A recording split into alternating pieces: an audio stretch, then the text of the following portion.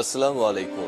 সবাইকে স্বাগত জানাচ্ছি। আমি নাসরুল ইসলাম তন্ময়। শুরুতে বিআরবি কেবল সংবাদ শিরোনাম জানিয়ে দিব সর্বশেষ গুরুত্বপূর্ণ আপডেট সংবাদ। শুরুতে শিরোনাম। আওয়ামী লীগ দেশের নির্বাচন ব্যবস্থাকেও ধ্বংস করেছে, অভিযোগ করলেন যুবদলের সভাপতি সুলতান সালাউদ্দিন টুকু। এরপর জানিয়ে দিব দুর্নীতিবাজ আমলাদের সঙ্গে আতাত করে টিকে আছে সরকার, বলছেন বিএনপির মহাসচিব মির্জা ফখরুল ইসলাম আলমগীর। এদিকে হঠাৎ করে অসুস্থ সাবেক পররাষ্ট্রমন্ত্রী আব্দুল মোমেন, হেলিকপ্টারে নেওয়া হল ঢাকায়।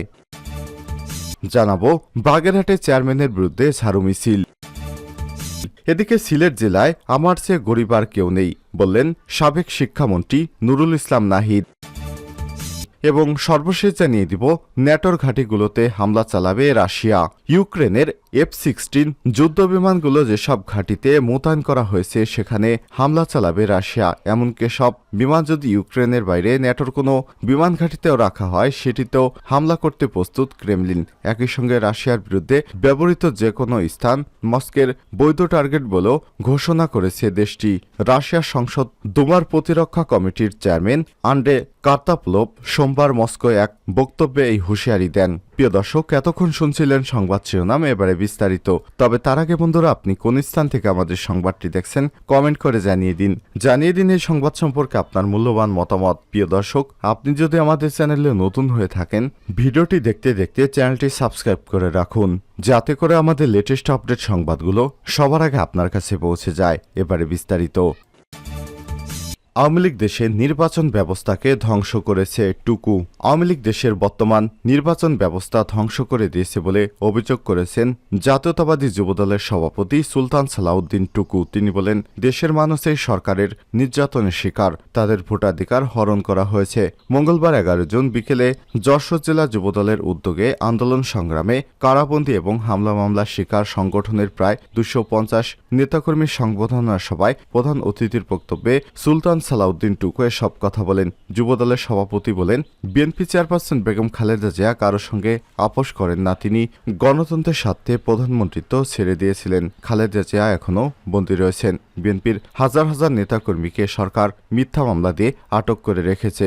বর্তমান আওয়ামী সরকার জনবিচ্ছিন্ন হয়, অত্যাচার নির্যাতন চালিয়ে অবৈধভাবে ক্ষমতায় বসে আছে। তবে জেল জুলুমে বিএনপি ভয় পায় না, এসবে অভ্যস্ত হয়ে গেছে তারা। 2024-25 অর্থ বছরে প্রস্তাবিত বাজেট প্রসঙ্গে টুকু বলেন, বাজেটে বেকারদের কর্মসংস্থান, নতুন শিল্প কলকারখানার কোনো কথা বলা নেই। আজকে শিক্ষিত বেকারেরা বিদেশে চলে যাচ্ছেন। কালো টাকা সাদা করার সুযোগ দিয়ে দুর্নীতিবাজদের আরও উৎসাহিত করা হচ্ছে। এ সময় তিনি বলেন, ক্ষমতাসীন আওয়ামী লীগ সরকার নানা কৌশল অবলম্বন করে জনগণের ভোটাধিকার কেড়ে নিয়েছে। একদলীয় শাসন পুনঃপ্রতিষ্ঠার জন্য বিভিন্ন কায়দায় ক্ষমতা দখল করেছে তারা। জনগণের সরকার প্রতিষ্ঠা না হলে এদেশের ধ্বংস কখনোই রক্ষা করা যাবে না। এ সরকার দেশকে ধ্বংস করেই ছাড়বে। যে পর্যন্ত এ সরকারের পতন না হবে ততক্ষণ পর্যন্ত আমরা রাজপথ ছাড়ব না। বেগম জিয়াকে মুক্ত না করতে পারলে রাজপথ ছাড়ব না। গণতন্ত্র পুনঃপ্রতিষ্ঠা করে তারপর রাজপথ ছাড়ব বলেও হুঁশিয়ারি দেন তিনি। দুর্নীতিবাজ আমলাদের সঙ্গে আতাত করে টিকে আছে সরকার, মির্জা ফখরুল। বিএনপির মহাসচিব মির্জা ফখরুল ইসলাম আলমগীর বলেছেন, বর্তমান দেশে কোনো গণতান্ত্রিক সরকার নেই, এটা হচ্ছে আজিজ বেনজিরের সরকার। আওয়ামী লীগ কোনো রাজনৈতিক প্রতিষ্ঠান নয়, তারা চরমভাবে ব্যর্থ এবং দেউলিয়া হয়ে গেছে। তাই সম্পূর্ণভাবে দুর্নীতিবাজ আমলাদের উপর এবং কর্মচারীদের সঙ্গে আতাত করে টিকে রয়েছে সরকার। মঙ্গলবার 11 জুন সন্ধ্যায় ঢাকার মানিকগঞ্জ সদর উপজেলার গিল্ট এলাকার মুন্নু সিটিতে শহীদ রাষ্ট্রপতি জিয়াউর রহমানের 43তম শাহাদাত বার্ষিকী উপলক্ষে বিএনপির ঢাকা বিভাগ আয়োজিত সেমিনারে তিনি এসব কথা বলেন। মির্জা ফখরুল বলেন, শহীদ জিয়াউর রহমান গণতান্ত্রিক আকাঙ্ক্ষা, বহুদলীয় গণতান্ত্রিক প্রতিষ্ঠান নীতি প্রতিষ্ঠা করেছিলেন। মানুষকে কথা বলার স্বাধীনতা এবং সংবাদপত্রকে মুক্ত করে দিয়েছিলেন। এটাই ছিল জিয়াউর রহমানের কারিশমা। জিয়াউর রহমান রাজনীতির এই দেশের মানুষের রাজনীতি, বিএনপির রাজনীতি এই দেশের মানুষের রাজনীতি। যে কারণে এদেশের মানুষ বিএনপির রাজনীতি কখনোই ভুলবে না, জিয়াউর রহমানকে ভুলবে না। মির্জা ফখরুল বলেন, বলেন, বাংলাদেশ আজ ফ্যাসিবাদের কবলে পড়েছে। যারা আজ বাংলাদেশকে শাসন করছে তাদের সঙ্গে জনগণের কোনো সম্পৃক্ততা নেই। এরা জনগণ থেকে সম্পূর্ণ বিচ্ছিন্ন হয়ে গেছে। আওয়ামী লীগ সরকার উন্নয়নের নামে মেগা প্রকল্প তৈরি করে মেগা দুর্নীতি করছে বলে অভিযোগ করেন তিনি। আওয়ামী লীগ বেনজির আর আজিজে জন্ম দিয়েছে, দেশের অর্থনীতিকে দ্রুত গতিতে রসাতলে ঠেলে দিচ্ছে, যে কারণে তাদের পাতানো নির্বাচন জনগণ প্রত্যাখ্যান করেছে। এ সময় বিএনপির জাতীয় নির্বাহী কমিটির সদস্য ঢাকা বিভাগের সাংগঠনিক সম্পাদক অ্যাডভোকেট আব্দুস সালাম আজাদের সভাপতিত্বে মূল প্রবন্ধ উপস্থাপন করেন জাহাঙ্গীরনগর বিশ্ববিদ্যালয়ের অধ্যাপক মোহাম্মদ জামাল উদ্দিন। এতে বক্তব্য রাখেন বিশিষ্ট রাষ্ট্রবিজ্ঞানী এবং রাজনৈতিক বিশ্লেষক অধ্যাপক ডক্টর দিলারা চৌধুরী, ঢাকা বিশ্ববিদ্যালয়ের সাবেক শিক্ষক অধ্যাপক ডক্টর আজমেরি ইসলাম সহ বিভিন্ন পর্যায়ের নেতৃত্ববৃন্দ। হঠাৎ অসুস্থ হলেন আব্দুল মোমেন, হেলিকপ্টারে নেওয়া হয়েছে ঢাকায়। সিলেট এক আসনের সাবেক সংসদ সদস্য এবং সাবেক পররাষ্ট্রমন্ত্রী ডক্টর একে আব্দুল মোমেনকে হেলিকপ্টারে করে ঢাকায় নিয়ে সিএমএইচে নেওয়া হয়েছে। মঙ্গলবার 11 জুন সন্ধ্যা 5:45টার দিকে তাকে হেলিকপ্টারে করে ঢাকায় নেওয়া হয়। এর আগে দুপুর 2টার দিকে সিলেট সদর উপজেলা পরিষদ সভায় অসুস্থ হয়ে পড়েন তিনি। তাৎক্ষণিক তাকে সিলেট সিএমএইচে ভর্তি করা হয়। বাগেরহাটের চেয়ারম্যানের বিরুদ্ধে ঝাড়ু মিছিল।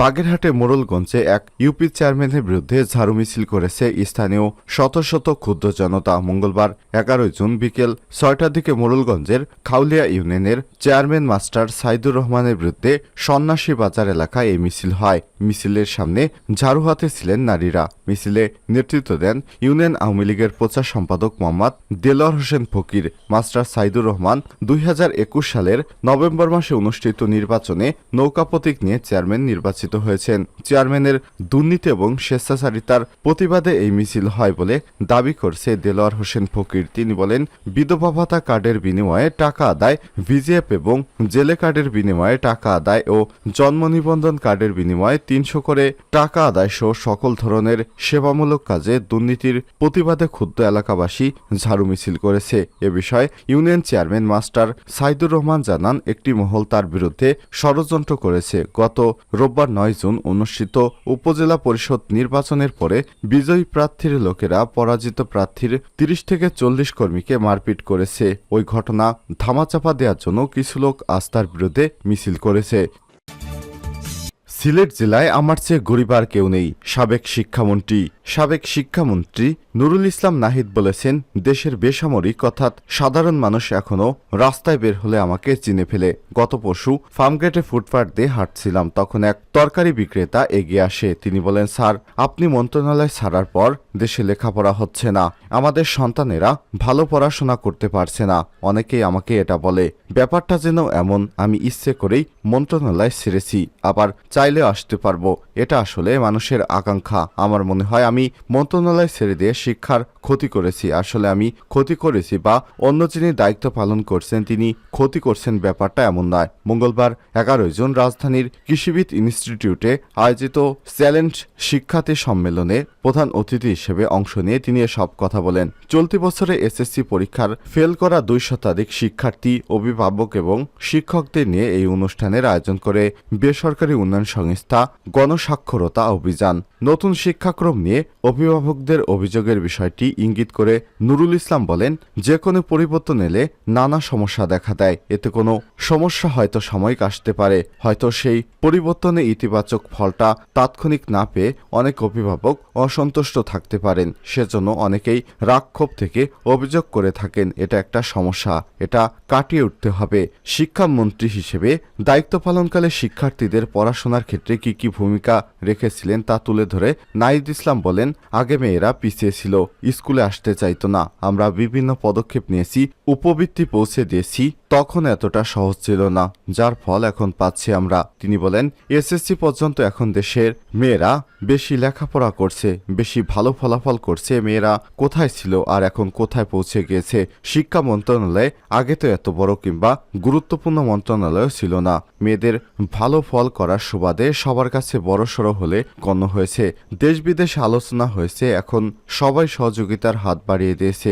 এর আগে এত গুরুত্ব পেত না। তার বক্তব্যের আগে সাংস্কৃতিক নাসিরুদ্দিন ইউসুফ বাচ্চু বলেন, 29 লাখ প্রতিবন্ধীকে মাসে 1000 টাকা করে সরকার দিচ্ছে, কিন্তু সেই টাকাটা তারা পায় না, তাদের বাবা বা চাচারা খরচ করে ফেলে।